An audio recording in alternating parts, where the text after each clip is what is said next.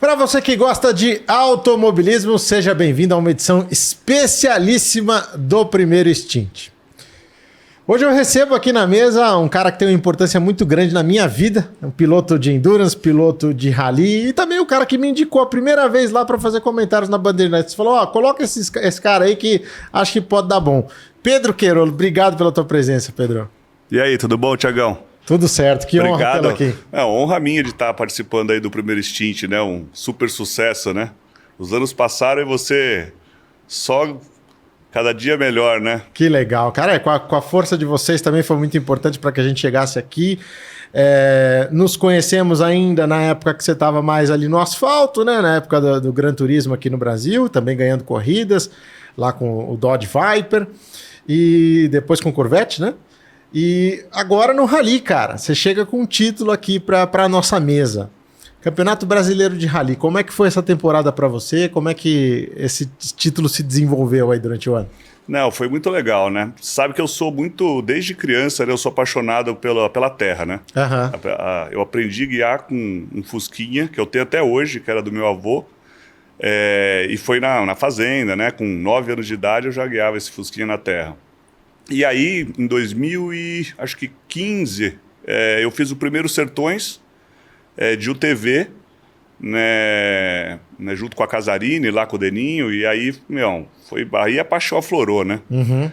E eu fiz 2015, depois 2016 de novo, cheguei já a ganhar especial em 2016, depois em 2019 a gente veio com tudo, né?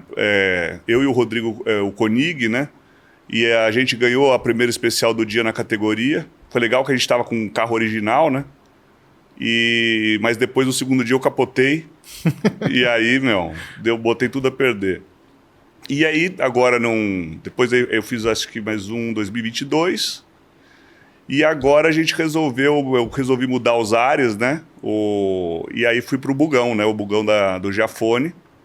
E mudamos a categoria para a categoria dos carros, né? Uhum. E aí mudei o navegador também, né? O Rodrigo não pôde participar, né? Que ele tá trabalhando na CBA. E aí eu convidei o Lauro, né? Que é super experiente, tem vários títulos. Falei, Laurinho, vamos lá me ajudar, né? Porque no rally o navegador é tudo, né? É verdade. Não adianta você fazer o trabalho e errar o caminho depois, né? Então, e aí a gente fez uma temporada muito legal. A gente começou em Barretos, né? Daí a gente ganhou primeiro a gente ganhou na geral o prólogo, né? O Super Prime. Depois a gente ganhou uma especial um dia na geral, outro dia a gente ficou em segundo. No geral do Rally a gente ficou em segundo na geral e primeiro na categoria. A gente venceu. Aí depois em Araxá a gente repetiu de novo o mesmo, de novo, né? A gente ganhou, ficamos em segundo na geral e primeiro na categoria. Depois no Jalapão de novo. E aí quando foi para os Sertões, as primeiras 4 etapas dos Sertões valiam para o Campeonato Brasileiro. Sim. A primeira etapa não teve, né? Por um motivo de logística, né? Tinha uma ponte que caiu e aí não ia dar para os carros passarem, então eles adiaram a largada para o dia seguinte. E aí a gente, no segundo dia, andamos 40 quilômetros e o carro quebrou. Primeira vez que o Bugão deixou a gente na mão. Aí chegamos lá no box, né? E aí o pessoal desmontou o carro, viu que era o eixo piloto. E aí eu fiquei encucado, falei, cara, esse eixo, né, um câmbio Albis, aí quebrável isso, cara, como é que quebrou, né? E aí a gente viu que trocamos o câmbio, preferimos trocar o câmbio inteiro. No dia seguinte o carro parou de novo. 40 quilômetros de novo, o carro parou, logo no comecinho. Com câmbio novo. Com câmbio novo. Aí a gente, voltou, perdemos 2 etapas do brasileiro ali, né? Uhum. Por sorte, dessa vez quebrou a embreagem. E aí a gente descobriu qual que era o problema, né? Era um defeito que estava numa embreagem que tinha acabado de ser recalchutada, né? E aí a gente conseguiu arrumar o carro colocando a embreagem antiga pro terceiro dia. E aí no terceiro dia a gente ganhou. Aí voltamos com boa... A gente não fizemos um bom desempenho nos Sertões, né? Mas foi legal, né? Deu para para divertir bastante, né? O bugão ele não é tão competitivo, né, para bater nos T1+, né, que são carros de $1 milhão, é muito caro, caríssimos, né? Mas é um carro muito legal de guiar e eu tô me divertindo bastante. Esses carros da T1 são os que vão pro Dakar também, né? Sim, muitos deles, né? O próprio Lucas Moraes compete aqui nos Sertões também. Me fala tecnicamente quais os diferenciais que você tem no teu carro e também a comparação para esses modelos mega tecnológicos aí que vem da Europa. Eu diria que assim, a principal diferença ele é 4x2, né? Uhum. Então, o carro ele é muito bom no circuito de alta, né? E quando você tem bastante lomba, né, salto, ele por ter a suspensão maior, né, um curso maior, né, de suspensão, o carro é muito eficiente e eu brinco que ele é quase encapotável, né? Uhum. Eu não posso falar que é capotável porque o Carlinhos Ambrosio uma vez capotou. Eu brinco com ele e falei, puxa, como é que você conseguiu fazer isso, né? Mas o carro é muito bom nesses trechos de alta. Já nos trechos de baixa, quando tem que ter muita tração, né, em areia, assim, quando é muito fechado, aí o carro não é tão bom. Sim. Então aí ele perde bastante, né? Porque até mesmo para as Ranger mesmo, né? Não precisa nem ser a T1+. As T1 já levam bastante vantagem nessa... Sim.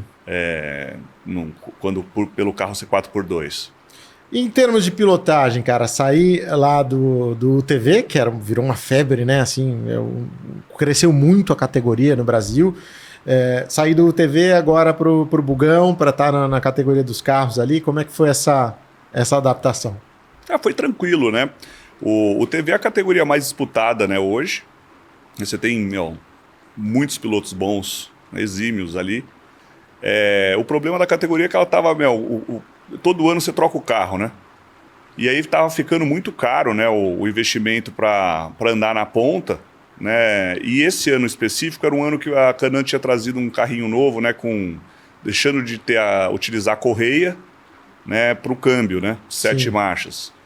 E é uma evolução bem grande, né? Foi uma mudança muito grande esse carro. E aí, como eu não sabia o que viria pela frente, se eu mudava para o carro ou ficava com o TV antigo, eu falei, cara, vou mudar os ares e aí vou apostar no bugão, que, né, só tinha um bugão no grid, né, o do Alex, e que eu achei que era um carro que eu ia me divertir bastante, né, um carro que você anda numa velocidade maior. E também está brigando na categoria principal lá, bem legal. Esse carro é feito pelo Zequinha Giafone? Ele é feito pelo Zequinha. E é interessante porque agora o Zequinha está muito voltado para o rally, né? Antes ele tinha todas as demandas de Stock Car, enfim, outras coisas que consumiam também as atividades da empresa, e agora parece que ele está muito voltado para dentro do rally, até porque o gerenciamento da Stock Car passou para outra empresa, ele vendeu essa parte que ele tinha lá, então é um cara que com certeza tem muito a crescer aí dentro também. E quem estava preparando para você, quem estava cuidando do seu carro, era a R. Mateis. R. Mateis, o Rodolfo e a Camila. Na verdade, o Rodolfo não faz nada lá, cara. Isso aí, né, não vou desmerecer ele, porque ele, quando o carro está na oficina, que é o mais importante, ele faz os testes, ele que anda no carro, ele ajuda no acerto. O Rodolfo é muito bom. Mas quem cuida de tudo mesmo é a Camila mesmo. Sim, a Camila é muito...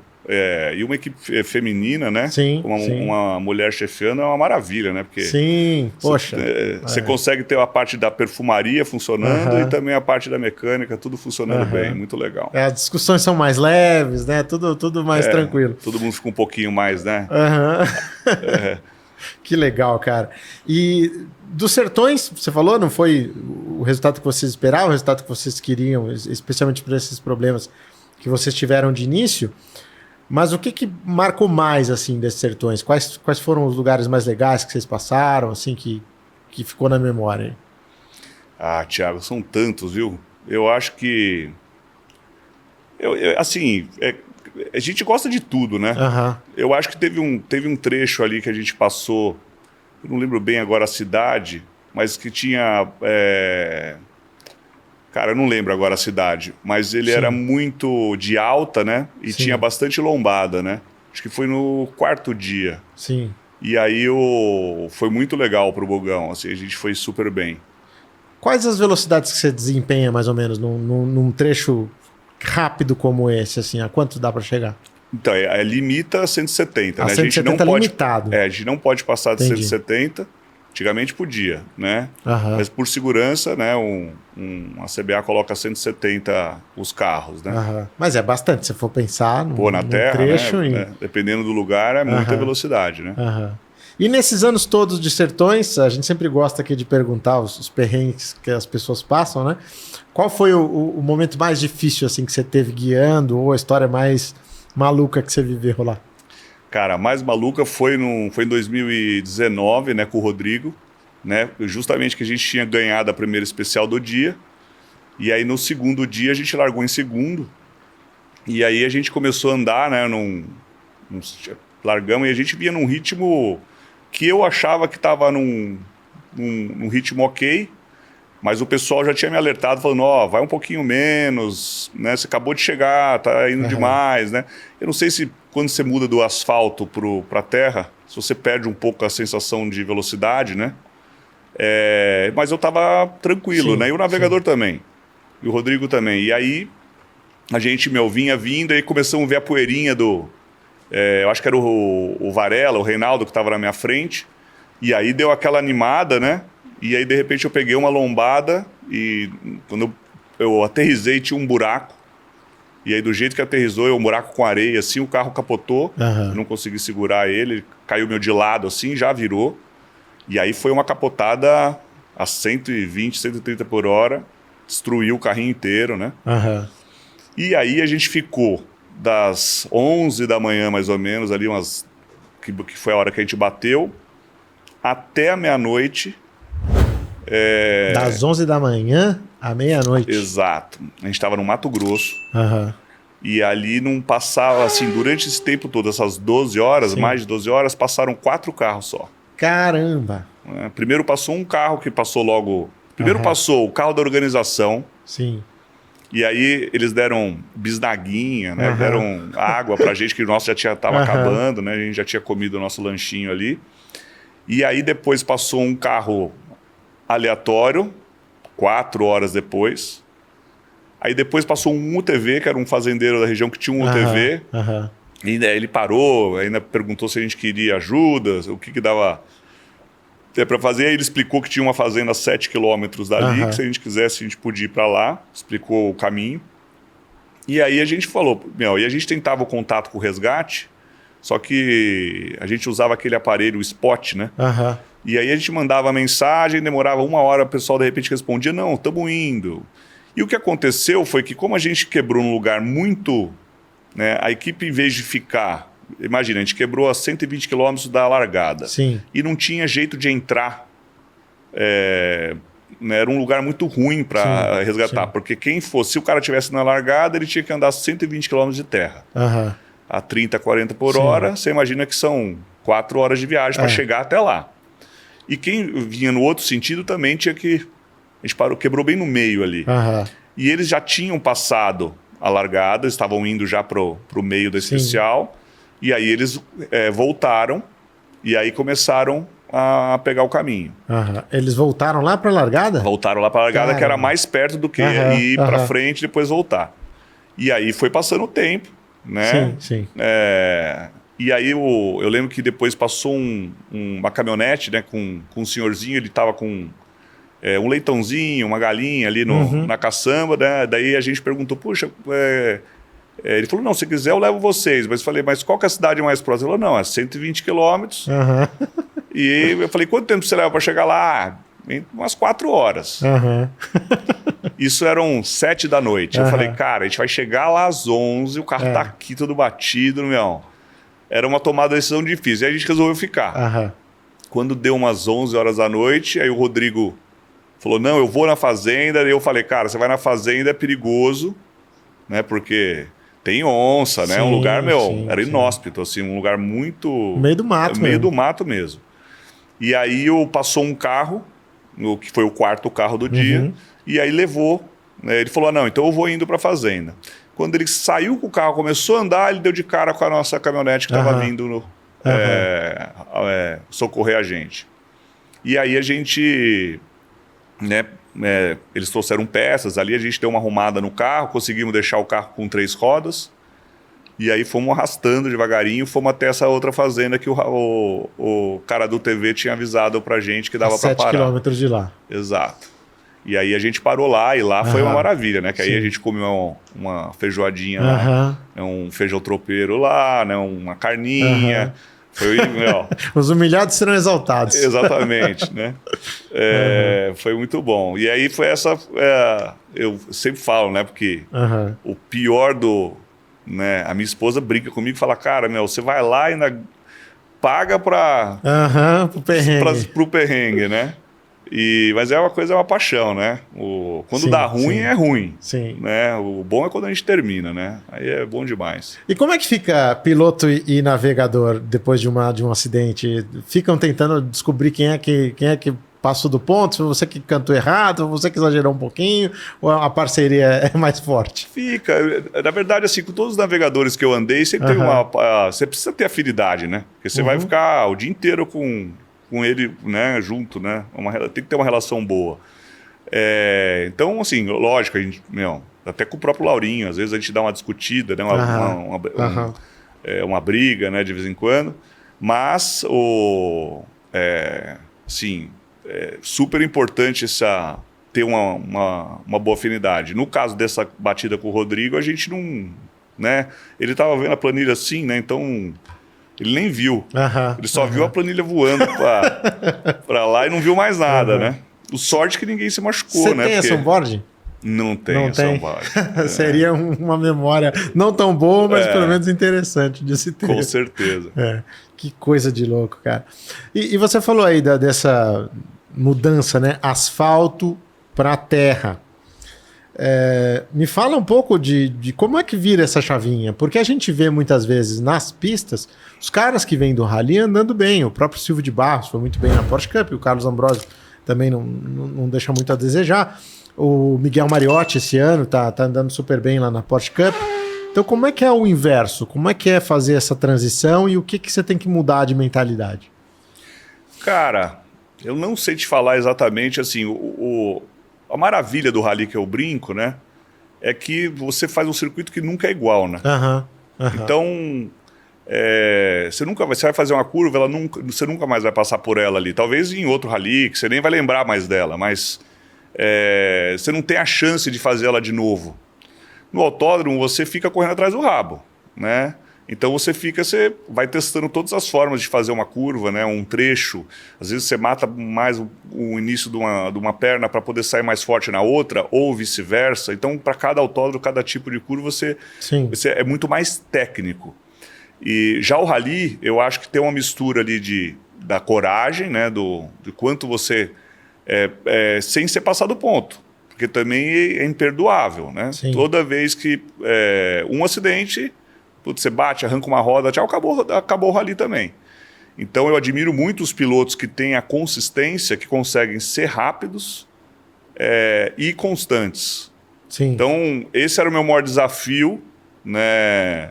Até por isso que eu escolhi o bugão, porque o bugão ele é mais robusto, né? Sim. Então ele aguenta mais pancada. Então você dá um erro, bate ali numa árvore, ele arranca a árvore.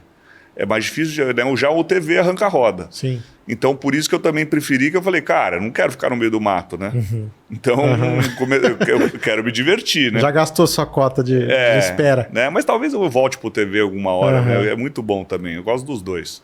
E, planos de futuro aí, dentro do rally, tem algum sonho, Dakar na mira? Como é que tá o teu objetivo de futuro com o rally? Eu vou levando ano a ano, né? Ano que vem eu penso fazer o brasileiro de novo. Né, penso fazer os Sertões é a principal corrida, né? E aí depende muito do calendário do Endurance, né? Eu fico brigando com o pessoal lá para não bater as provas, né? Eu lá e o Piquet na Stock, né? Esse é outro que ficou apaixonado pelo Nelsinho anda sempre lá no Sertões também. De UTV, né? De UTV. Anda super bem o Nelsinho. Foi crescendo bem no rally. E talvez um dia um Dakar, sim, ou uma prova, um SAR, né? Tem provas interessantes aqui, né? No América Latina, Argentina, né? Uruguai. Talvez em um outro momento eu possa dedicar mais full ao rally. Embora isso, né, seja muito complexo também esse negócio do Rally Dakar, né? Pra gente falar, meu sonho e tal, mas para chegar lá já é um processo muito longo, né? E que você precisa estar com uma estrutura muito, muito forte e um orçamento também que não é fácil de se obter, né? Então, assim, ainda mais com a moeda lá de fora, enfim. Então, realmente é um passo a passo aí que exige bastante. Não, e um carro função. Competitivo também, um carro competitivo, né? Não vai lá para ficar apanhando lá. Então, mas de fato seria muito legal te ver por lá. Voltando a falar um pouquinho de pista, a gente se conheceu ali no período do Gran Turismo, como eu falei, fui assessor de imprensa. Aliás, o Pedro era um dos promotores também do campeonato. Não esqueça o dia que eu fui fazer a minha entrevista lá para ser o assessor de imprensa do Brasileiro de Gran Turismo, lá do GT Brasil, e foi com o Pedro, e o Pedro falou, olha, a gente quer isso, isso e isso. E eu fui lá, fiz minha apresentação, falei, eu tenho tal experiência, fiz isso, fiz Stock Car, tal, não sei o que. Ele falou, não, muito legal. Agora com a gente é o seguinte, se daqui 3 meses você não der mais resultado, você está fora. Eu falei, tá bom, então vamos lá. E é isso, né? Também mostra um pouco do perfil competitivo dele também. E mostrou serviço pra caramba. Pô, obrigado. Foi a categoria naquela época, a gente transformou. Ele tava às traças a categoria, a gente transformou um grid com 35 carros, era uma maravilha, né? Linda aquela. Eu tenho umas fotos daquela época que às vezes eu mostro pro pessoal, falo, olha o que a gente. Eu tenho umas fotos que eu lembro que a gente levou todas as Miss Mundo como grid girl. Sim, né? sim. Tinha 20 mil pessoas em Interlagos. Era realmente... eu tenho ali uma lembrança boa de Interlagos, no Rio também, Jacarepaguá. Sim, a gente lotava no Rio, né? Sempre lotava, né?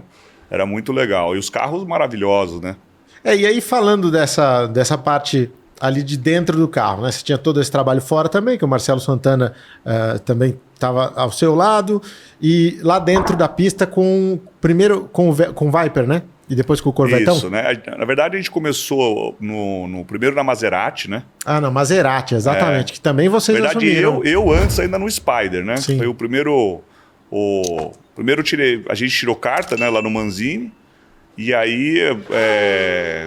foi aí que a gente parou de correr na rua, né? Uhum. E aí eu fui logo para Spider. E aí andei acho que 1 ano e meio na Spider. E aí depois a gente foi para Maserati. Aí lá já ganhei algumas corridas. Né? Fui vice-campeão no segundo ano. E aí depois a gente migrou para GT3. Sim. Aí o primeiro ano eu fiz com o Corvette. E aí o primeiro ano a gente fez com as Ferraris Challenger. Uhum. Que a gente estava engrossando o grid, né, da GT4 ali. Aí depois o Viper, eu fui para GT3.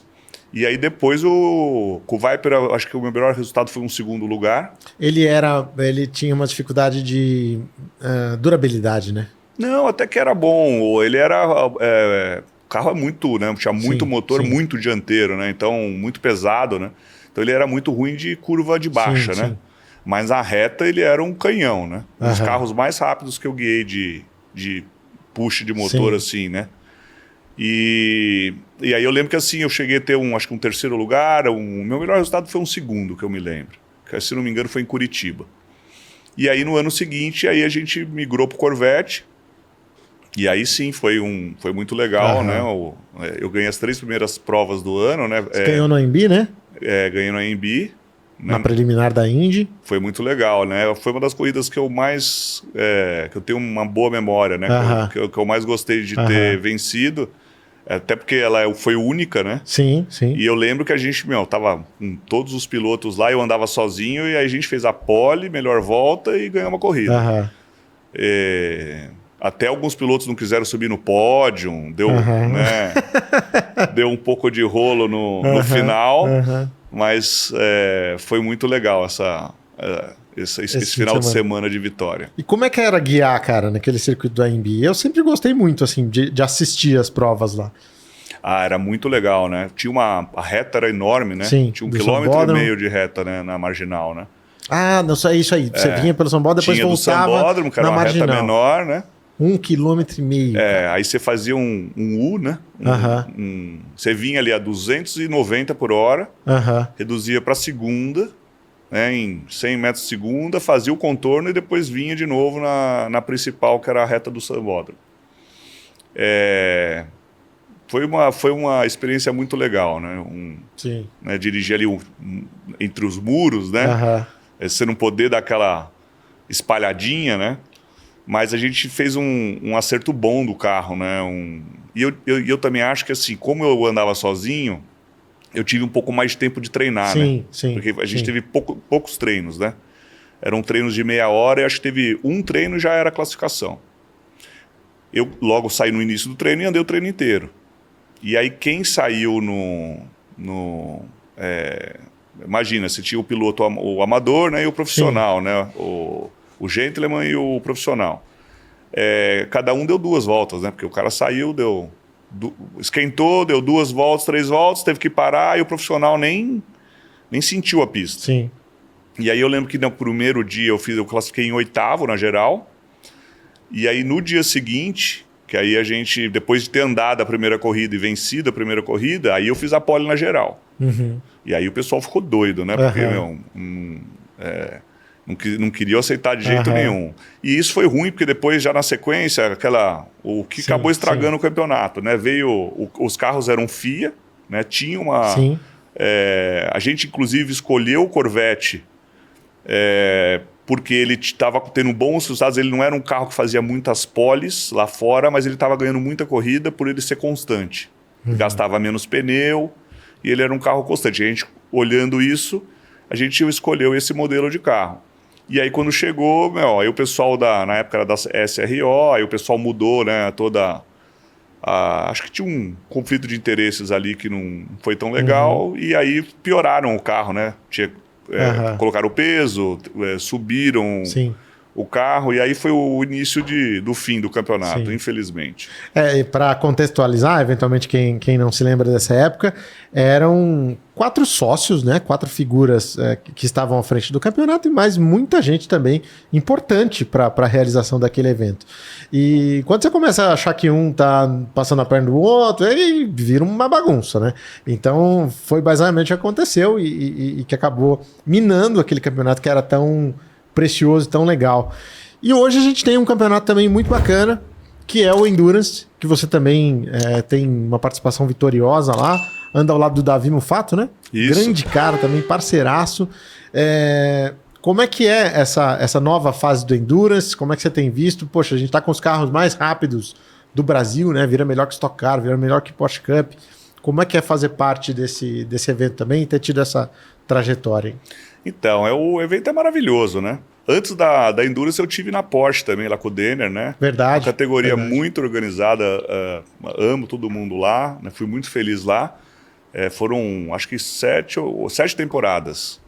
E aí no Endurance, na verdade eu comecei a mudar a chave para o protótipo quando a gente venceu as 12 horas de Tarumã.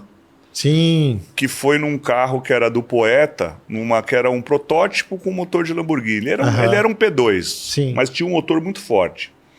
E aí, na época, os MRX, né, os carros do Moro ali, até viravam mais rápido que ele, mas não era um protótipo fechado, não era um tão... O MRX é um protótipo muito gostoso de guiar, mas esse era um carro muito legal. E aí eu lembro que eu tinha um sonho de andar no Lamborghini, né? Sim. E eu não tinha andado, eu tinha andado já no Viper, no Corvette, dei umas voltas, treinei com a Mercedes, mas o Lamborghini eu não tinha andado, eu tinha vontade. E aí nessas 12 horas de Tarumã a gente andou com um Lamborghini, um GT3 mesmo? Um GT3 mesmo, e mais esse protótipo que tinha um motor de Lamborghini. E eu lembro que quando eu primeiro andei na Lamborghini, e aí eu dei algumas voltas lá, né? A gente estava em 6 pilotos para trabalhar os 2 carros, né? E aí eu lembro que assim, depois que eu andei no Lamborghini, achei maravilhoso tudo, mas a hora que eu sentei no protótipo e dei 5 voltas lá, eu não queria andar mais no Lamborghini. Né? Eu falei, cara... É outra sensação. É outra sensação, né? Mais curva, o quê? Qual que é grande o carro é mais leve, sim, né? Sim. É completamente diferente, né? O GT3 é muito legal, mas o protótipo, ele é muito diferente nas curvas, né? né, tem muito mais frente, né? Você põe o carro, vai lá né, mais ágil, né? A frente bem mais rápida. Você consegue fazer o contorno de curva carregando mais velocidade. Sim. Então é bem legal. E aí a gente, né, fizemos... Eu lembro que no início, antes da largada, o nosso carro, a Lamborghini ainda sofreu um incêndio.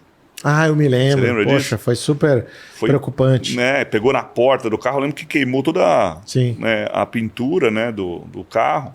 E a gente falou, nossa, vamos andar 12 horas com o carro queimado, né, cara? Antes da largada. E eu lembro que depois, quando tava umas 10 horas da manhã, depois de 10 horas de corrida, a gente estava disputando com o radial.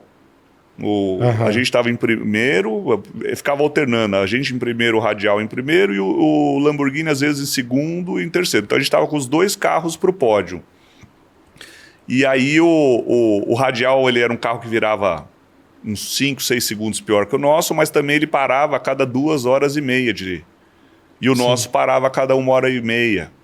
Então ele ganhava na parada. E aí a gente, quando eles forçaram muito, né? E aí no finalzinho, umas 10h30 da manhã, eles quebraram. Aí quando eles quebraram, a gente ficou essa última hora em primeiro e segundo. E aí faltando 20 minutos para acabar, o Lamborghini Caramba! Engasopou, mas chegou. E aí chegou, engasopando, daí a gente perdeu o segundo. Então no final a gente foi no pódio com 2 carros. Os 2 carros a gente levou pro pódio, um em primeiro e um em terceiro. Foi com a equipe do Motim. E aí é dali que começou a minha paixão pelo Endurance, né? E você esteve aí na briga dos campeonatos, acho que todos os anos desde então, né?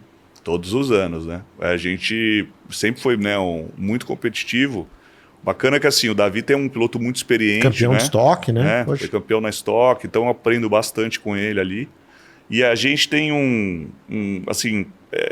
a nossa dupla ela é boa porque a gente é muito próximo os tempos, né? O Davi é um pouquinho mais rápido que eu. Mas depende do dia também, da circunstância de corrida. Mas a gente, quando dá muita diferença, dá 0,3, 0,4. E isso faz bastante diferença quando você pega para fazer uma corrida mais longa. Então a gente sempre está lá, né? Brigando, né? O maior desafio é manter o carro competitivo, né? Primeiro não pode bater. Eu brinco que Endurance, você encostou o carro, já era, porque uma coisa vai levando a outra, né? Às vezes um probleminha, arrancou um pedacinho da asa, aí depois daqui a pouco tá raspando no chão, aí daqui a pouco perde a asa. Cada hora vai agravando, né? Porque é muito tempo, não é uma corrida de meia hora, né? Sim. Então, você precisa cuidar do Qual carro. Qual tempo, né? em média, de duração das provas do Endurance Brasil? As provas são de 3, 4 horas. 3 a 4 horas. Sim. Então, a gente já foi, acho que 3 vezes vice-campeão. Sim. Mas ainda não conseguimos. Já toda hora bate na trave, mas ainda a gente não conseguiu o título. E é complicado, né? Porque a gente está falando, talvez, da categoria que tem maior investimento em equipamento, de trazer coisas novas, enfim, de trazer equipamentos novos. Então, a categoria está sempre melhorando, sempre crescendo, os carros cada vez melhores, né? Sim, não. O ano passado, esse ano começaram a chegar as Ligier, né? Que são, é um carro tão lindo, cara. Sim, né? sim. E são os mesmos que andam lá fora, né? Até um pouquinho, ele é um LMP3 um pouquinho mais rápido. Ele está entre um LMP3 e um LMP2. Você vê, os nossos carros brasileiros, né? O AJR que eu ando e o Sigma, né? São carros que não devem nada em termos de velocidade, downforce, para os que tem lá fora. A gente tem ainda, né, a asa móvel, né, que foi de uns 4 anos, né, que já foi implantada a asa móvel. A Ligier não tem. Mas são carros muito, muito prazerosos de guiar. Porque todo piloto que senta lá e anda fica com o carro na memória. E difícil de achar o limite, porque você vai carregando a velocidade, carregando, e aí o carro te desafia, né, a você abusar um pouco mais. Você sabe que eu te perguntei aí a respeito do Rally, do Dakar, enfim, de sonhos para futuro. Então eu tenho que te perguntar também dentro do Endurance, dentro das competições aí de pista. Quais são as provas internacionais que você olha e você fala, poxa, isso aqui um dia eu quero fazer? Então, eu tenho um sonho de fazer algumas provas fora de Endurance, às 12 horas, até uma 24 horas. Acho que Le Mans é é o ápice, né? Mas antes disso, você tem várias pistas, né? Sebring, Daytona. Tem um monte, né? Para você fazer 12 horas de corrida. Então, eu tenho vontade, se Deus quiser, eu vou conseguir fazer em algum dia, né? Quem sabe? Eu tô com 48, quem sabe ali com 50 eu consiga ir, não tão longe, né? O Rubinho tá com 52 lá, e acelerando corrida na Stock Car, então. Com certeza.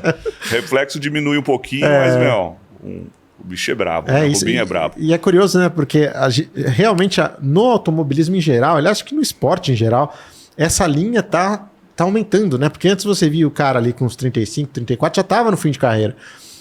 Hoje, você não, no futebol você tem caras que estão entregando muito mais com idade maior. Na Fórmula 1, um Fernando Alonso, um Lewis Hamilton. Então parece, eu não sei, eu acho que vale até um estudo fisiológico disso, né? De por que atualmente os atletas são mais...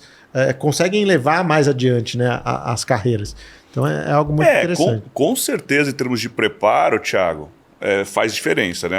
Sim. Você ter 20 e você ter 40 anos, né? E 50, né? A erosão, ela vem chegando, né?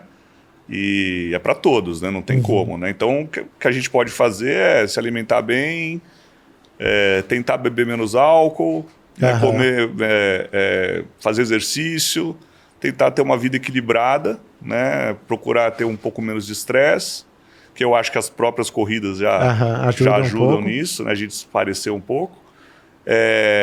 E tentar estar com o preparo em dia. Por exemplo, no Sertões você fica... Às vezes você senta no carro 6 horas da manhã e chega 4, 5 horas da tarde. Sim. Né?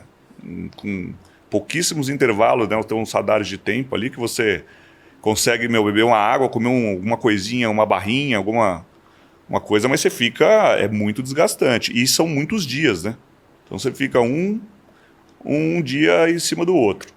Já no Endurance, você tem um ápice de... Né, um stint nosso em torno de 1 hora de... Sim. E, assim, um stint é uma prova de sprint, né? Ele é 1 hora, mas todo mundo ali, ninguém tá aliviando, né? Sim. O que segura, eu acho, ali o pé do pessoal é o combustível, né? Porque, assim, se o carro chegasse até a janela, todo mundo de pé embaixo, é todo mundo de pé embaixo, sim, né? Então o pessoal sempre...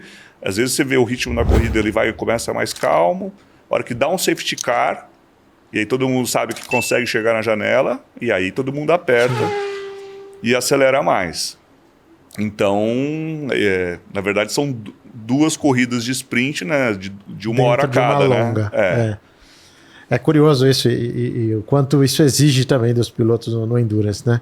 Pedro, para a gente caminhar para o final aqui, a gente tem uma brincadeira sempre com os convidados, em que a gente pede para que o convidado escolha 2 pilotos, pode ser de Fórmula 1, pode ser de Indy, pode ser de onde quiser, para montar uma equipe dos sonhos, e mais um chefe de equipe. Então, do que você conhece do automobilismo, do que você gosta do automobilismo, do que você já viu, eleja aí seus 2 pilotos e o seu chefe de equipe. Cara, mas que difícil, meu.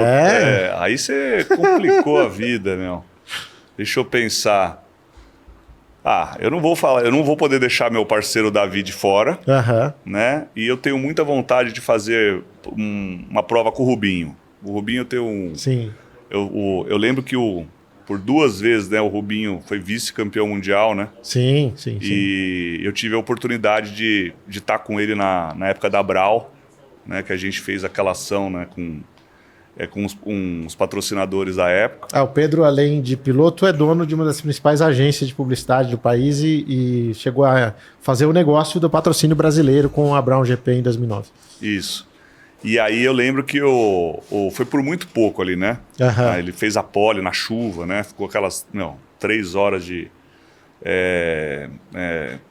a Rede Globo ligada no carro dele, né? Sim. Foi E eu sempre gostei muito do estilo dele, sempre achei muito injusto, né? Porque o brasileiro é duro, né? Ou o cara tá, né, ganha tudo, né? Ele, o próprio Massa, cara, não, os caras são, né, o Nelsinho, todos que só de chegar lá já é o sonho de qualquer um. Foram 32 brasileiros só que chegaram lá. Então, em mais de 70 anos. Não, em 220 milhões de pessoas. Então é um negócio assim, e aí você vê, que nem você falou, né, com o Rubinho com mais de 50 anos ganhando corrida ainda, né? Muito legal. Então, eu tenho vontade de quem sabe um dia aí, Rubinho. Rubinho, né? E Davi são os caras que você põe, então, como... Isso, o Davi eu nunca vou deixar ele de fora, porque ele é meu parceirão. Boa. Né? Fez a média. E faz pouca cagada. Faz pouca cagada, é um cara experiente, é verdade. Lembro dele na história. Pô, em 7 anos, a gente bateu o carro acho que 3 ou 4 vezes, cara. Né? Em todas as temporadas, né? É, um cara muito, muito rápido e com a cabeça boa também. Que é isso, né? Pro Endurance é isso que você precisa, né? Você tem que chegar primeiro, né? E escolhe um chefe de equipe aí para liderar essa moçada. Ah, eu ficaria com o Thiago, o Meneghel, né? A gente fez a parceria esse ano, né? E foi muito legal. E o que eu vejo, né? O Thiago tá numa nova geração, né? Sim. Eu gosto muito do trabalho dele. Formado dentro da Mateis também, há muitos anos atrás. Sim, a própria Mateis, né? Uma super equipe, né? Tanto com o Mateis, com o próprio Rodolfo, todo mundo que, Meinha também, são caras muito bons, né? Gosto muito também do Gui Ferro. É um cara nota 10. É uma das minhas principais fontes lá na Stock Car, quando eu preciso entender alguma coisa, com ele que eu converso. O Gui é muito bom. Com ele que a gente fez o Corvette, fomos...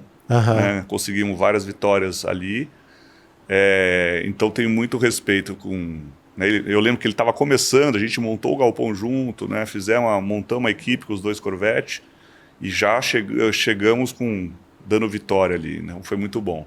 Legal, tá bom esse time aí, Thiago Meneghel, Rubens Barrichello, Davi Mufato e o Pedro Queirolo ali pedindo para dar umas voltas de vez em quando. É isso, eu fico ali, só para aprender. É isso. Pedro, eu queria te agradecer pela presença aqui no Primeiro Stint e, como eu sempre falo para os meus bons convidados, espero que seja só o primeiro de muitos e a gente volta a se falar aqui com mais e mais conquistas. Ah, legal. Te agradeço, Thiago, agradeço toda a equipe aí, parabéns pelo Primeiro Stint. Né, que sempre o primeiro stint é o mais violento. Exato, né? É para garantir já. Tem que garantir, né, A largada e tem que sair na frente. Vocês estão de parabéns pelo trabalho que vem fazendo aí, junto com o Automais, então estou muito feliz de estar aqui com vocês, ainda comemorando o título, né? Sim. Mandar um beijo aí para minha família, Carol, Pedrinho, Sossô, João, e também para o meu navegador que não pôde estar aqui, né, o Laurinho. Né? Então, aí, Laurinho, tamo aí, ó, vamos lá. Tamo junto. Qualquer hora a gente marca um com vocês dois juntos também. Lá em Fortaleza, de repente uma caipirinha na mesa, aí fica nota 10. É isso, e ele é o homem lá de Fortaleza, hein? Pronto. Poxa, lá ele, é dono de todas as casas noturnas, ele faz o Fortal, tudo que você pode imaginar de show é com ele lá. Então, bom, na vida é importante ter contatos. É isso aí. Pronto, já tenho mais um. Bom, se você gostou desse conteúdo, deixa o seu like. Se você gostou, compartilhe. Principalmente inscreva-se no canal. Ajude a gente aqui a crescer com o Primeiro Stint cada vez mais, tá bom? Da minha parte, um grande abraço e até a próxima. Tchau! Valeu!